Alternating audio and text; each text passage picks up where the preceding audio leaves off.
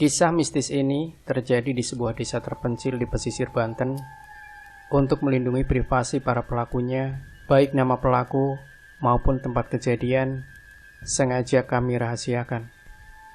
Malam itu suasana desa di tepi pantai Selat Sunda itu terasa begitu mencekam. Udara dingin yang menggigit sekujur tubuh membuat sesosok lelaki bernama Haryadi meringkuk sambil memeluk sebuah guling. Dia tak pergi melaut malam ini. Dia merasa badannya kurang enak, seperti akan didera sakit. Suasana begitu sepi, senyap tiada suara. Tiada rengekan manja sang istri yang menggeluti dadanya saat memadu kasih. Tiada lagi desahan-desahan napas menggelora yang membawanya terbang ke angkasa. Haryadi kini merasa seorang diri di dunia yang fana ini. Entah mengapa malam yang semakin larut membuat Haryadi semakin tersiksa oleh rasa sepi. Sayup-sayup suara jangkrik dan binatang malam di kejauhan sana seolah menertawakan kesunyian dirinya. Ingin dia berteriak, mengumpat dan memaki, tetapi kepada siapa umpatan dan makian itu harus ditujukan? Semua yang terjadi memang akibat usulnya yang edan, bahkan nyaris tak berperasaan. Dan malam ini adalah malam yang dijanjikan almarhumah istrinya, agar dia menemuinya di tanah pekuburan. Bagaimana mungkin istrinya yang telah mati beberapa hari silam itu memintanya bertemu? Lelaki berotot kekar itu menerawang ke atas langit-langit gubuknya yang reot dimakan usia. Dia tak merasa begitu tersiksa dengan masa lalunya, dan dia tak pernah teringat pada istrinya yang mati dengan tragis itu. Tapi malam ini benar-benar terasa lain. Dalam kesunyian yang nyaris sempurna, lambat-lambat Haryadi malah seperti mendengar kembali suara istrinya sebelum dia memaksanya untuk melakukan perbuatan nista itu. Bila anak kita ini lahir, apa yang Akang inginkan dariku? Haryadi tidak lekas menjawab. Hatinya tengah dipermainkan oleh satu keinginan yang aneh. Sulastri istriku, ada sesuatu yang ingin aku sampaikan padamu, katanya saat itu. Sulastri memandangi suaminya dengan bola matanya yang penuh dengan kemurnian cinta. Dia pasrah dan begitu tulus menyayangi Haryadi. Pria yang telah berhasil merebut cintanya. Dia bahkan rela meninggalkan orang-orang yang dikasihinya demi cintanya yang tulus. Dia tak peduli dengan segala hujatan dan ultimatum dari kedua orang tuanya. Sulastri sama sekali tak mengira bahwa lelaki yang digila-gilakannya itu kelak justru akan menjatuhkan vonis kematian atas dirinya. Malam itu Haryadi masih ingat ketika mereka lama saling terdiam. Bibir Sulastri yang ranum terbuka kecil, menantikan gerangan apa yang akan disampaikan oleh lelaki yang telah menjadi suaminya, yang sebenarnya tidak disetujui oleh kedua orang tuanya itu. Sampai akhirnya terdengar suara lemah dari mulut Haryadi. Setelah dia menarik nafas panjang, Lastri, sebelumnya aku minta maaf. Mungkin impianmu tidak akan menjadi kenyataan. Terpaksa ini harus kita lakukan, bukan karena aku tidak mencintai kamu dan anak yang kini kau kandung itu. Tapi sekali lagi, aku terpaksa mengusulkan hal ini. Akang minta pengertianmu, Lastri. Haryadi seperti ragu untuk mengungkapkan isi hatinya. Sulastri bingung, apa sih sebenarnya yang Akang inginkan? Tanyanya sambil menatap wajah Haryadi dengan tatapan kosong. Dia sungguh tak mengerti dengan apa yang dimaksud oleh suaminya. Dia hanya tahu bahwa suaminya sangat mencintainya. Malam itu, Sulastri hanya diam dan menunggu.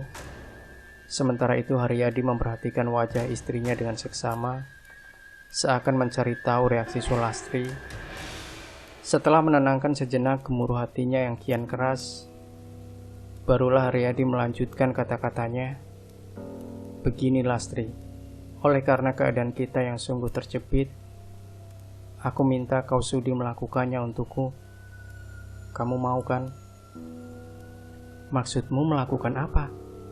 Tanya Sulastri gemetar, karena selama ini memang tak pernah membantah setiap kemauan suaminya. Bagaimana kalau kita gugurkan saja anak yang kau kandung itu? Jawab Haryadi lirih. Seakan dia sendiri penuh keraguan untuk mengusulkan ide gila tersebut. Hanya itu suara yang keluar dari bibir mungil milik Sulastri. Kemudian terdengar isakan halus dari rongga dadanya. Dia lari memeluk bantal. Haryadi mendekat dan membelai dengan lembut rambut Sulastri. Lelaki itu mengecup tengkuk istrinya, lalu membalikkan wajahnya.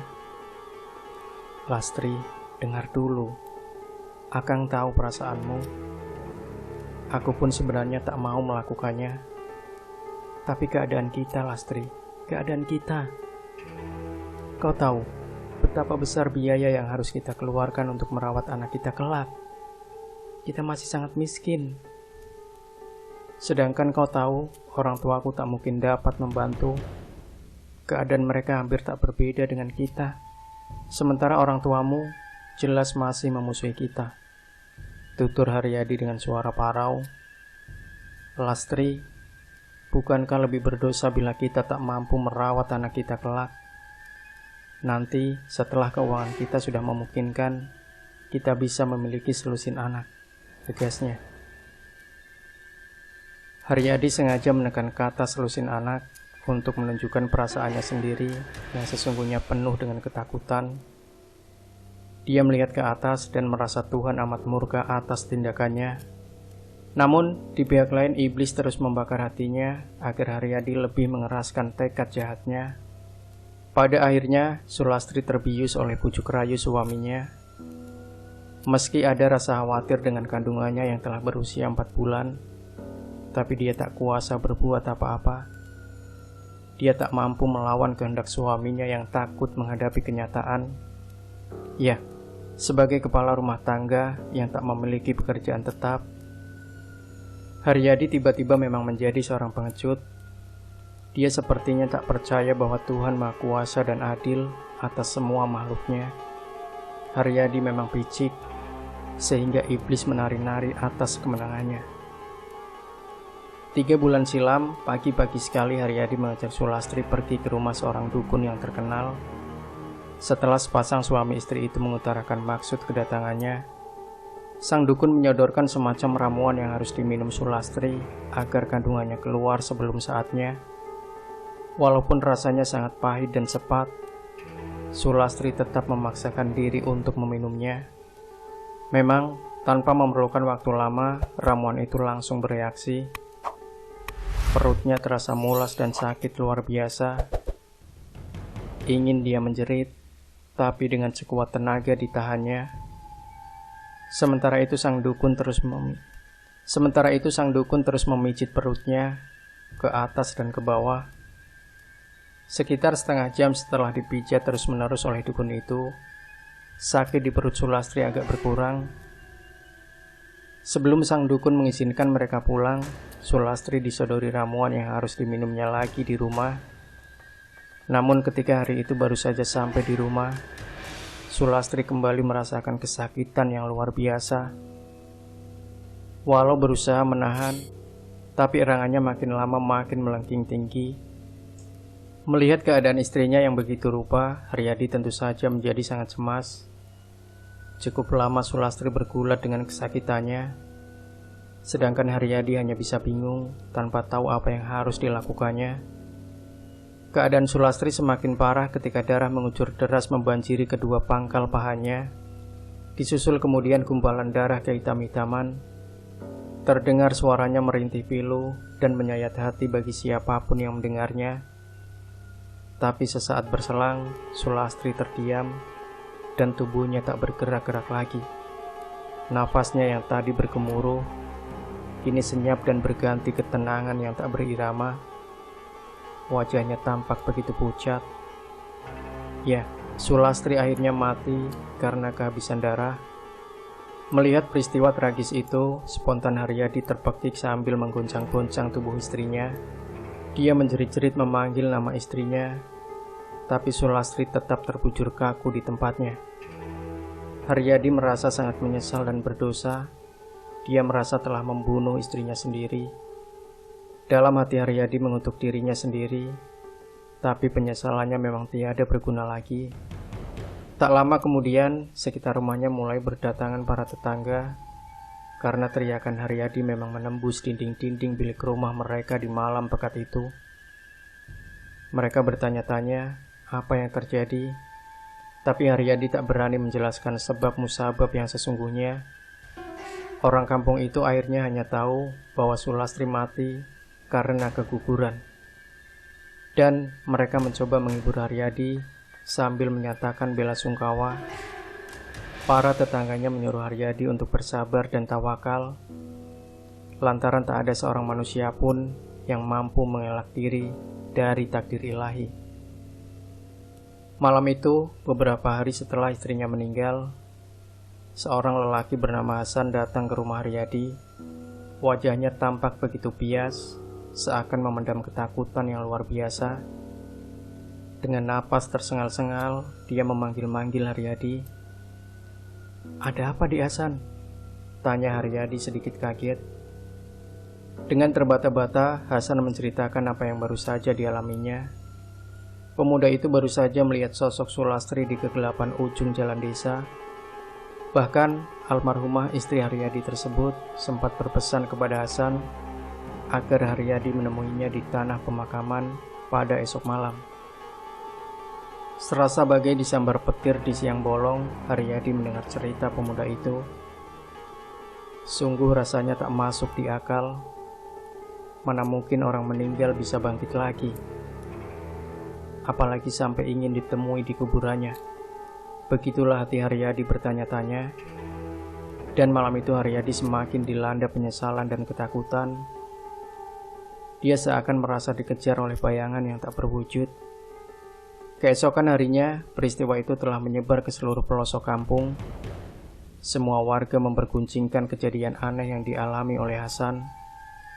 Lalu, apa yang terjadi dengan Haryadi? Mulanya Haryadi tak mau memenuhi permintaan almarhumah istrinya. Namun atas bujukan orang kampung, dengan penuh rasa takut plus bersalah yang luar biasa, dia mau mengunjungi makam istrinya. Malam itu udara agak lembab, langit tampak hitam pekat. Seakan bintang-bintang segan menampakkan diri. Angin bertiup agak kencang, membuat bulu kuduk Haryadi dan orang sekampung pesisir Selat Sunda yang mengawalnya meremang tak terkendali.